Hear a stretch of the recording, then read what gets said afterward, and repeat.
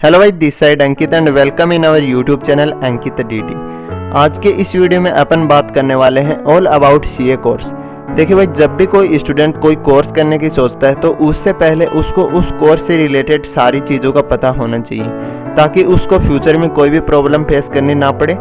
यानी कि वो उस कोर्स से रिलेटेड बिना जाने ही अगर उसमें एंटर कर जाता है किसी की बात मानकर या फिर कैसे भी बिना उसको सोचे समझे, तो उसको काफ़ी सारी प्रॉब्लम फेस करनी पड़ सकती हैं।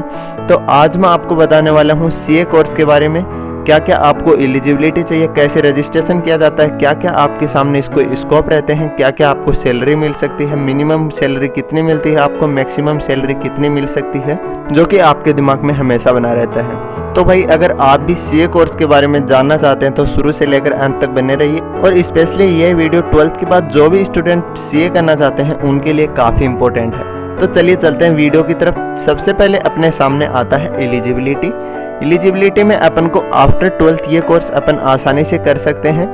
आफ्टर 12th में भाई, जब भी अपन 12th की एग्ज़ाम दे देते हैं उसके बाद अपन इसका रजिस्ट्रेशन आसानी से करवा सकते हैं। उससे भाई अपन को एक बड़ा फ़ायदा ये हो जाता है कि जैसे ही अपन रजिस्ट्रेशन करवा देते हैं अपने रोल नंबर से, 12th में जो अपने रोल नंबर होते हैं एग्ज़ाम के, उनसे अपन इसमें रजिस्ट्रेशन करवा सकते हैं। तो उसके बाद 4 मंथ का जो अपन को स्टडी मटेरियल कंप्लीट करने का टाइम मिलता है तो वो अपन को पहले ही मिल जाता है, यानी कि 12th के साथ ही अपन उसको क्लियर कर सकते हैं। और बाद में अपन जो ही अपना मई जून में जब भी अपना एग्ज़ाम होता है, नॉर्मली मई या फिर जून में ही होता है, तो वहाँ आप 12th की एग्ज़ाम देते ही डायरेक्ट सीपीटी एग्ज़ाम दे सकते हैं, जिससे आपको काफ़ी इजी फील होगा, क्योंकि आप 12th में पढ़े हुए होंगे और साथ ही उसको भी पढ़े होंगे, तो आपको काफ़ी सारी चीज़ें इसमें कॉमन भी मिल जाने वाली हैं। साथ ही आपको यहाँ पर मिल रहा है from commerce, science, arts streaming, यानी कि तीनों स्ट्रीम्स के स्टूडेंट इसको आसानी से कर सकते हैं। लेकिन भाई, ये कोर्स कॉमर्स स्ट्रीम के जो भी स्टूडेंट हैं उनके लिए थोड़ा इजी हो जाता है बजाय साइंस और आर्ट्स के,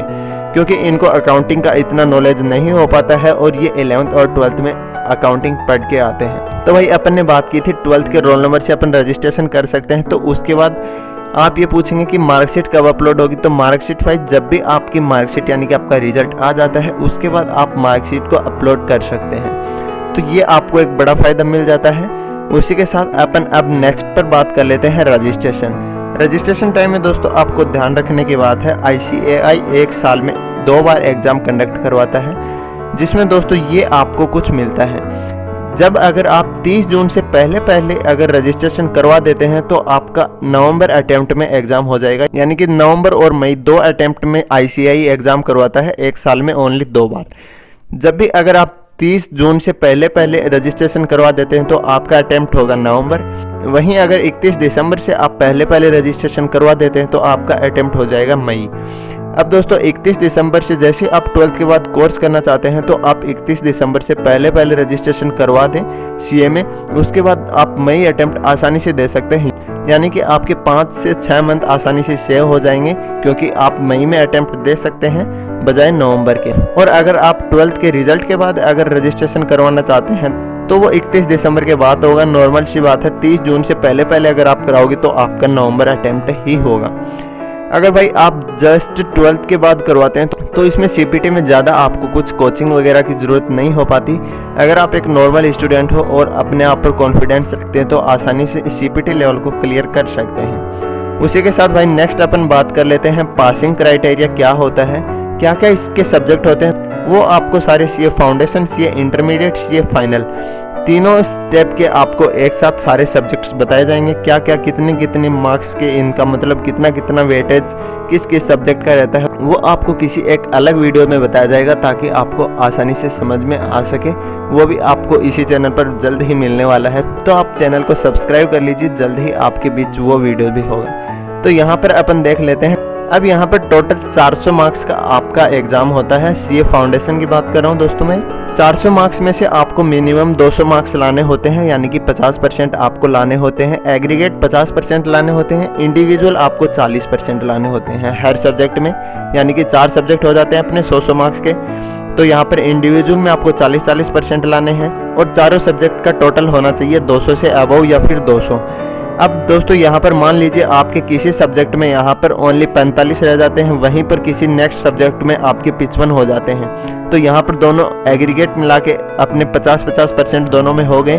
तो यूँ करके इनमें टोटल अपने 200 होने चाहिए, या फिर किसी मान लीजिए अपना एक सब्जेक्ट कमज़ोर है तो उसमें अपन 40 तो अपन को मिनिमम चाहिए। अगर 40 से कम है तो वो अपना नहीं हो पाएगा, यानी कि एक अपना सब्जेक्ट यहाँ पर कमज़ोर है तो उसमें अपने 40 मार्क्स आ पाए।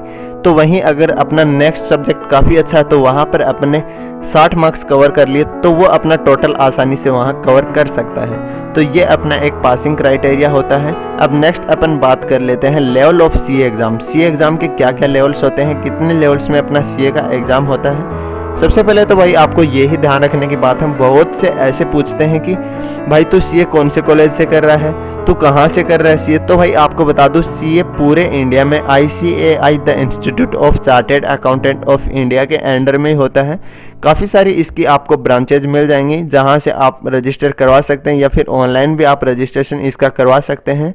और अगर भाई ये कॉलेज वाला क्वेश्चन आप किसी सीए स्टूडेंट से कर देते हैं तो उसके लिए काफ़ी टफ हो जाता है और वो सोचता है कि इसको यार ये भी नहीं पता। तो यहीं पर आपको ये ध्यान रखने की बात है, ये एक अपना पूरे ऑल इंडिया का एक इंस्टीट्यूट है जो सीए कंडक्ट करवाता है, और ये एक प्रोफेशनल एग्ज़ाम है, काफ़ी टॉप लेवल का एग्ज़ाम होता है। यहीं पर भाई आपको 3 स्टेप मिलते हैं, यहाँ पर मैंने आपको 4 लिख रखे हैं, लेकिन ये 4 दोस्तों ये आर्टिकलशिप इसको अपन एक स्टेप के अंदर ले ही लिए हैं। बाकी यहाँ अपने नॉर्मली 3 ही स्टेप होते हैं। पहला अपना होता है सीए फाउंडेशन जिसको अपन CPT लेवल बोलते हैं। उसके बाद अपना होता है सीए इंटरमीडिएट जिसको अपन बोलते हैं IPCC। जो ही अपन क्लियर कर देते हैं, यहाँ पर दोस्तों एक ही ग्रुप होता है, यहाँ पर 2 ग्रुप होते हैं और यहाँ पर भी 2 ग्रुप होते हैं। ग्रुप्स के बारे में जब दोस्तों अपन सीए के सब्जेक्ट के बारे में अपन एक वीडियो बनाएंगे, वहाँ पर आपको आसानी से पता चल जाएगा। जो ही अपन IPCC क्लियर कर लेते हैं उसके बाद 3 साल की अपनी एक आर्टिकलशिप होती है, और वो अपन को किसी एक सीए के गाइडेंस में करनी होती है। और उसी के साथ लास्ट अपना आ जाता है स्टेप सीए फाइनल, जो अपन आर्टिकलशिप करने के बाद सीए फाइनल की एग्ज़ाम दे सकते हैं। अब भाई अपन बात कर लेते हैं करियर अपॉर्चुनिटी। जब भाई आप इतना बड़ा कोर्स करते हैं तो आप नॉर्मल सी बात है करियर के बारे में ज़रूर सोचोगे, यानी कि अपने फ्यूचर के बारे में कि अगर अपन ये कोर्स करें तो अपन को क्या क्या इसमें अपॉर्चुनिटीज ऑप्शंस मिलने वाले हैं। तो भाई यहाँ पर आप टॉप कुछ ऑप्शंस देख सकते हैं, ये एक सीए के लिए होते हैं। इसके अलावा भी दोस्तों काफ़ी सारे ऑप्शन एक सीए के लिए होते हैं। यहाँ सबसे पहले अपना आता है फाइनेंशियल कंपनीज, यहाँ पर एक सीए की बहुत ज़्यादा ज़रूरत रहती है। साथ ही banks, investment houses, auditing firm, audit and taxation, academic, stock broking firm, portfolio, copyright, mutual funds, और भी दोस्तों यहाँ पेटेंट, ट्रेडमार्क। इनके अलावा भी दोस्तों काफ़ी सारे ऑप्शन एक सीए के पास रहते हैं। यहाँ पर मैंने टॉप कुछ यहाँ पर आपको दिखाने के लिए लिए हैं। इसके बाद भी यहाँ पर एंड मोड यानी कि बहुत सारे ऑप्शन आपके सामने रहेंगे। साथ ही यहाँ पर लास्ट अपन देख लेते हैं सैलरी क्या रहती है एक सीए की, जो भाई आपके और हमारे माइंड में एनी टाइम चलता रहता है कि अपन एक कोर्स कर रहे हैं तो अपन को कम से कम ये तो पता होना चाहिए कि फ्यूचर में इसकी सैलरी कितनी हो पाती है। तो सैलरी भाई इनकी यहाँ पर अपन देख लेते हैं। पर एनम में अपन सैलरी यहाँ पर देखेंगे, मिनिमम सैलरी आपको 4 से 5 लाख पर एनम मिल ही जाएगी। अगर आपके नेम के आगे सीए जुड़ा हुआ है तो आपको मिनिमम इतनी सैलरी तो मिल ही जाएगी। और भाई मैक्सिमम सैलरी यहाँ पर बहुत ज़्यादा होती है, 1 करोड़ के लमसम भी यहाँ पर आपकी सैलरी हो सकती है। वो भाई डिपेंड करता है आप कस्टमर के साथ कैसे डील कर पाते हैं, आपका नॉलेज क्या है, या फिर आपके परसेंटेज लेवल क्या है, आपका एक्सपीरियंस क्या है, इन सब के ऊपर डिपेंड करते हुए मैक्सिमम सैलरी दोस्तों इसकी काफ़ी ज़्यादा हो सकती है। ये यहाँ पर दोस्तों 1 से और ज़्यादा भी हो सकती है, 1 से थोड़ी बहुत कम भी हो सकती है। एग्जैक्ट सैलरी दोस्तों ये यहाँ पर नहीं है।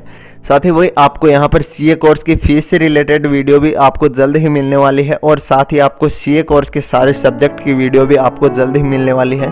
तो भाई अगर वीडियो पसंद आई तो वीडियो को लाइक कीजिए, चैनल को सब्सक्राइब कीजिए, शेयर कीजिए अपने दोस्तों से। वीडियो देखने के लिए धन्यवाद।